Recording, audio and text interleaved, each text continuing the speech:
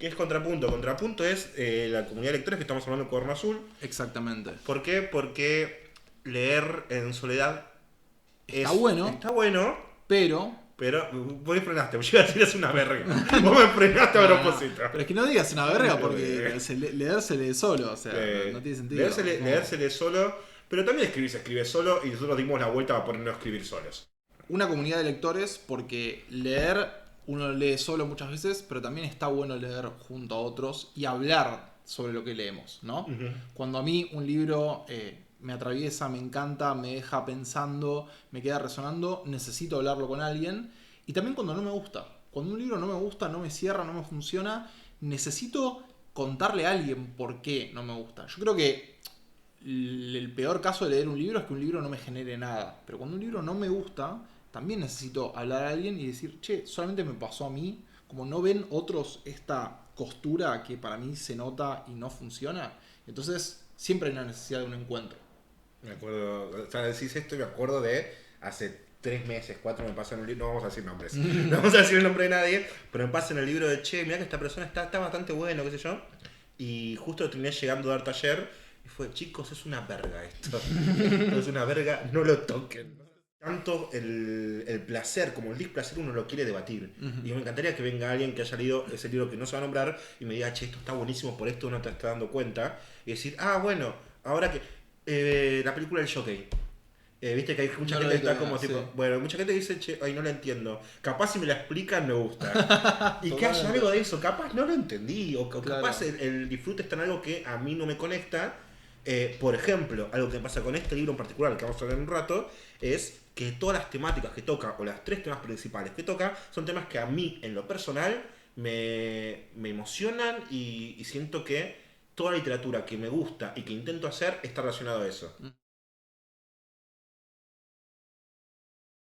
Esto entonces me gusta por ese motivo, o es bueno por ese motivo, o esto lo agarra alguien que la verdad que la paternidad, la religión y la muerte, la verdad que no le generan nada, y dicen, che, este libro no tiene nada interesante adentro. Ahí es donde está también el contrapunto que nombramos, como hasta qué punto nuestras subjetividades manchan la lectura y cómo podemos desarmar eso. Estamos analizando una novela. La novela se sostiene más allá de lo que el autor piensa sobre ella. Nosotros como en el Cuaderno Azul siempre pensamos, ¿no? Como en la devolución que te hacen sobre un texto. Vos no deberías hablar porque el texto se tiene que defender solo. En algún Ujú. sentido decimos. Ahora, ¿qué significa defender solo? Bueno, defender solo, entre otras cosas, significa que el libro pueda plantear y acompañar al lector a decir, yo vengo a hablar de esto. Yo cada Ujú. vez estoy como más en contra, si se quiere, de la idea de que el lector no entienda bien qué está pasando, ¿no? Como esta idea a veces de no hay que tenerlo como medio como engañado, como el valor de la sorpresa dentro del libro. No, la verdad que mejor que el libro como plantee claramente de lo que viene a hablar. Y en ese Ujú. sentido, este libro tiene un capítulo 1, para mí totalmente iluminador respecto a de qué va a tratar la historia y qué le pasa a este protagonista, ¿no? Ujú.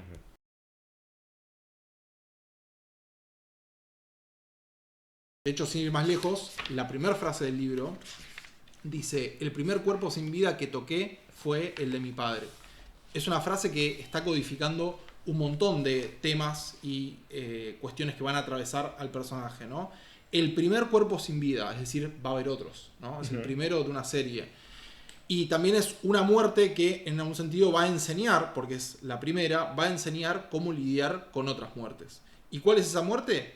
Nada más y nada menos que la del padre.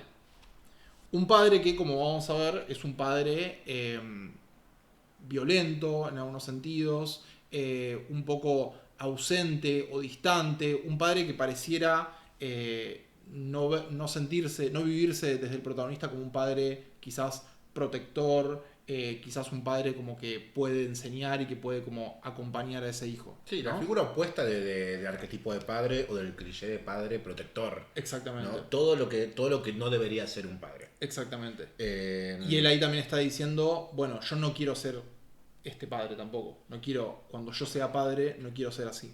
por oposición, que eso es algo de lo psicológico para todos, que creo que a todos nos pasó en algún momento esto de decir, che, este este detalle en concreto de la paternidad de mis padres no lo quiero repetir. Exacto. No quiero ser alcohólico con mi padre, no quiero ser súper controlador o súper frío, o exigente. distante. Esto es terapia. Sí.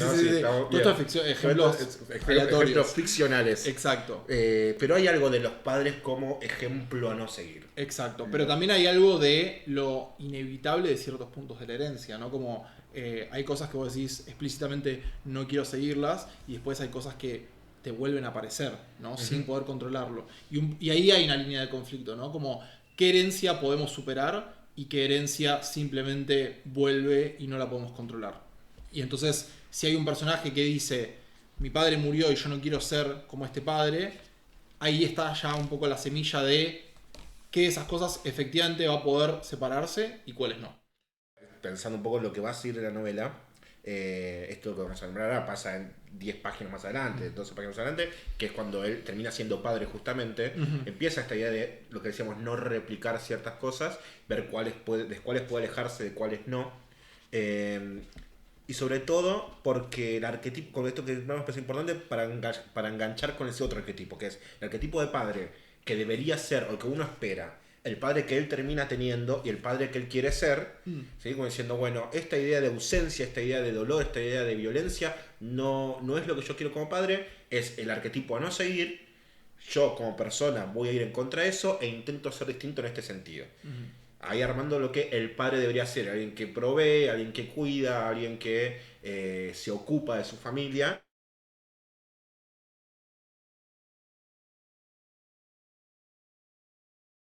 Y la madre como el lugar más protector, el lugar más acogedor, más de donde uno va a buscar refugio como hijo. De vuelta, esto sobre todo en un momento tan desesperante como la muerte del padre, ¿no? Ante eso, el hijo necesita un lugar de contención. Y lo que dice también ahí, ese primer capítulo, aparece una frase que para mí es tremenda, y dice, mamá había fijado la mirada en el cuerpo de papá. Yo intentaba cruzar sus ojos con una súplica muda. Quería que me abrazara, que me sujetara contra su pecho. Pero por alguna razón fue más importante sostener la oración que tocarme, que decirme, por fin, hijo mío, ya terminó el sufrimiento, ahora tu padre descansa en paz. ¿Qué sufrimiento es el que terminó? Ahí es donde está también. ¿Qué sufrimiento es el que termina, no? Es el sufrimiento del padre que estaba agonizando, es el sufrimiento de ellos que tenían que vivir esa agonía.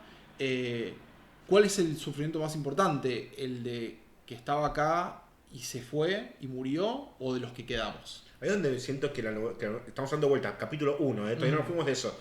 Pero ahí es donde siento que la novela gana sentido, vale la redundancia, cuando juega con el doble sentido de las cosas. Cuando nos genera estas preguntas en muy poco y con muy pocas palabras de qué estamos hablando realmente. Esto que nombrabas, o el sufrimiento del hombre que estaba sufriendo por una enfermedad o por el motivo que sea, o de la familia como acompañando esa muerte. Y me gusta que se toque el tema de la religión, que va a ser vital para el resto de la novela, en todo el momento del capítulo. De hecho, estaba viendo que antes de la primera frase, en realidad hay una epígrafe de San Agustín. El odio es como beber veneno y esperar que el otro muera. Digamos, en realidad la primera frase técnicamente de la obra es una cita de un santo cristiano.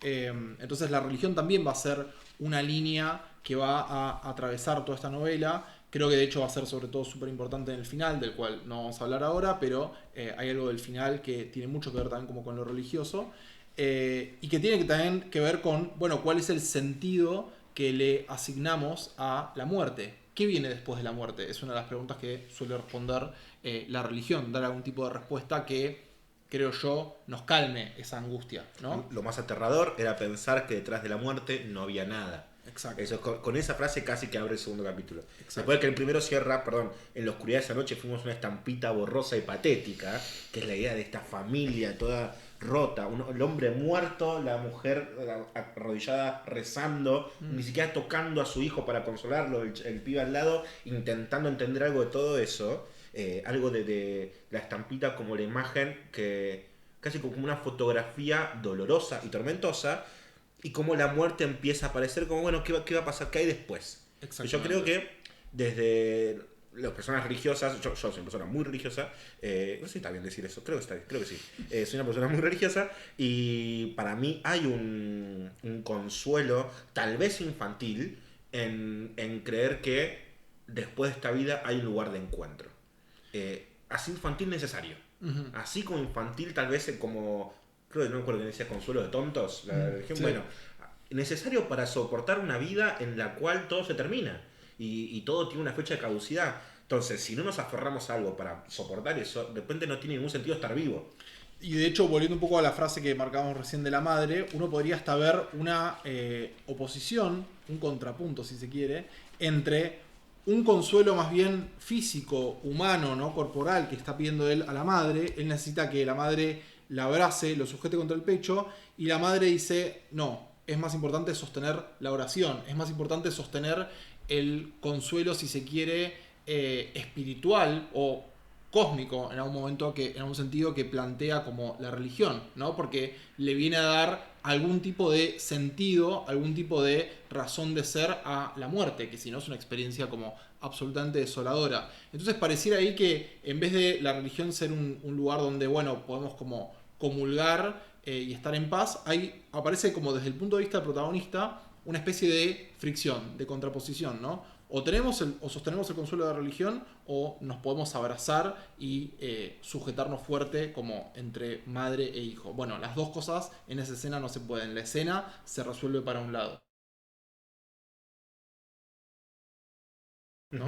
Y eso está bueno también pensar que cada capítulo de una novela casi que tiene que poder funcionar como un cuento, ¿no? Como tiene y cada escena tiene que tener como su arco dramático y resolverse de una forma, ¿no? Sí, ahí estoy un poquito muy en desacuerdo, Bueno, pero... hablemos del tema. Yo creo que el cuento Tengamos son un contrapunto permiso. al respecto. Nos quedamos sin agua. Perfecto. Nos quedamos sin agua. Perfecto. Vamos a seguir charlando. No sé si cada capítulo de novela tiene que funcionar como un cuento. Sí, en el sentido de que abre y cierra una idea, o que debería tener una individualidad. Y que tiene, pero... me refería sobre todo al punto de que cada capítulo tiene que tener un punto de tensión, en el sentido de que no sabemos cómo se va a resolver ese capítulo. Tiene que haber planteado para mí como un cierto conflicto. A ver, después obviamente hay a veces capítulos más que vienen a rellenar cierta información y demás, pero para mí en general es importante que haya un arco dramático y algún tipo de tensión dentro de cada capítulo. Y acá la hay, ¿no? Es como se está muriendo el padre y cómo va a responder la madre frente a esa muerte y a ese hijo que está desolado, y pareciera haber como dos formas como de resolver esa tensión. Bueno, y se resuelve por el lado de sostengamos la oración, sostengamos el consuelo religioso, y eso va a traer consecuencias después, digamos. Sí, no quiero que nos enrosquemos en la discusión de qué es un cuento, qué es una novela. Sí, tal vez algo que hablamos antes de empezar a grabar, que es el por qué esto es una novela y no un cuento, que es la idea del cuerpo de... Es una idea que este digo, es muy interesante, que no se habla de la muerte del padre con la muerte como fin, sino la muerte como un principio de... Y conectándolo con esta idea de Abelardo Castillo, de si vos tenés una historia en la cual una persona encuentra un zapato, tenés un cuento. Si narrás qué va a hacer con ese zapato, tenés una novela. Pensando también el cuento como un fin en específico de cómo el día que sucede tal cosa, el día de... ahí tiene que hacer una frase muy linda de... el cuento es el momento que el personaje se transforma para bien o para mal, y si tu personaje termina el cuento igual que como lo empezó, tenés una anécdota. Totalmente. No tenés un cuento. Totalmente. Y la novela, desde el lugar de la transformación a largo plazo. Acompañamos a un personaje durante un tiempo largo, que puede ser tanto una vida, como en el caso este, como una semana, pensando en novelas mucho más cortas. Bueno, Distancia de Rescate, por ejemplo. Totalmente. Una novela de una semana o menos, creo que 3-4 días. Y aún así lo que se ve es una transformación a largo plazo desde el momento uno del personaje y cómo termina su arco de o redención o destrucción. Y acá justamente lo que se hace, esto que venimos charlando hasta ahora, es plantar las bases de lo que va a ser este personaje a lo largo de todo su arco. Todas las decisiones que va a tener a partir de este momento están manchadas por esta infancia o estos traumas o estas situaciones que fueron marcando su psicología. Y el por qué se relaciona como se relaciona, por qué es el padre que es, por qué es la pareja que es, por qué es el amigo que es también con lo que la gente va apareciendo, algo de por qué toma cada decisión, por qué de repente cada ataque que tiene o cada situación que va a presentar una novela, muy difícil hablar de una novela sin hablar de la novela, pero cada cosa que vaya pasando está marcada un poco por no querer ser el padre que tuvo, no querer ser la madre distante que tuvo, y al mismo tiempo algunas cosas de eso no se puede escapar. Exactamente. Bueno, creo que eso es más que suficiente para ir pensando un poco cómo leer este libro, ¿no? Y que es algo que, como estamos desarmando, ya lo plantea el mismo libro, en ese sentido es un libro que sabe perfectamente cómo introducirse. Y bueno, y nos veremos en unos días con hablando un poco más de capítulos más avanzados. Unos días, unas semanas, cuando sea. Exacto, cuando sea que estén viendo esto. Adiós.